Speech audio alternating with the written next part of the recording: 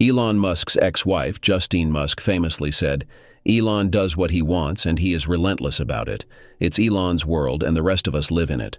Born in South Africa, Elon Musk now looks like America's most innovative industrialist and outlandish thinker, and the person most likely to set Silicon Valley on a more ambitious course. Elon comes off much more like Thomas Alva Edison than Howard Hughes.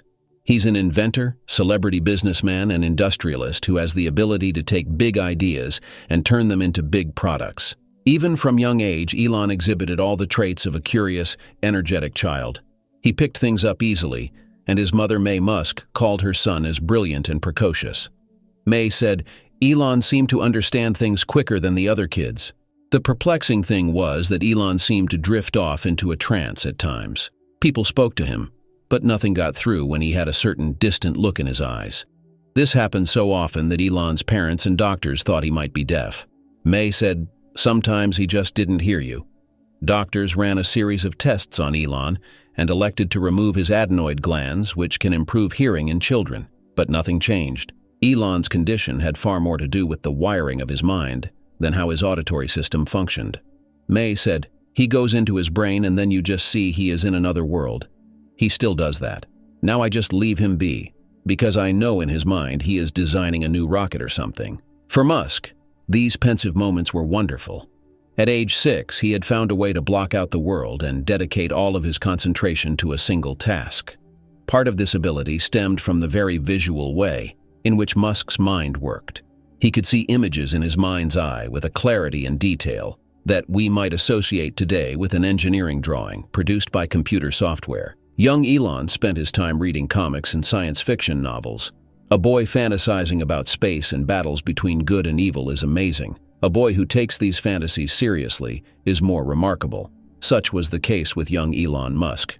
By the middle of his teenage years, Musk had blended fantasy and reality to the point that they were hard to separate in his mind. Musk came to see man's fate in the universe as a personal obligation. If that meant pursuing cleaner energy technology or building spaceships to extend the human species' reach, then so be it. Musk would find a way to make these things happen.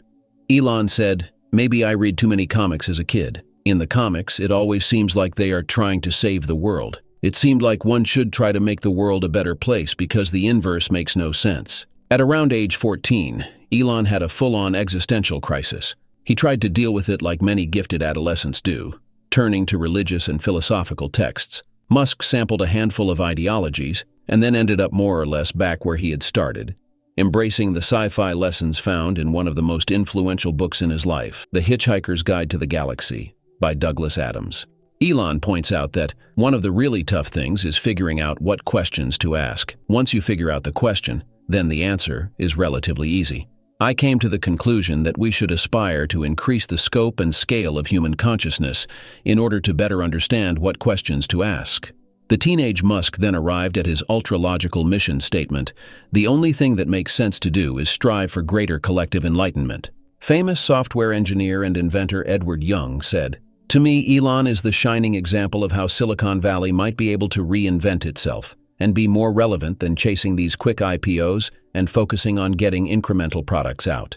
Now Elon Musk transformed the reputation of electric cars by creating the fast and desirable Tesla Roadster, challenging the perception that they were slow and uncool. Elon's companies have already accomplished far more than his loudest detractors thought possible, and the promise of what's to come makes us excited about the future.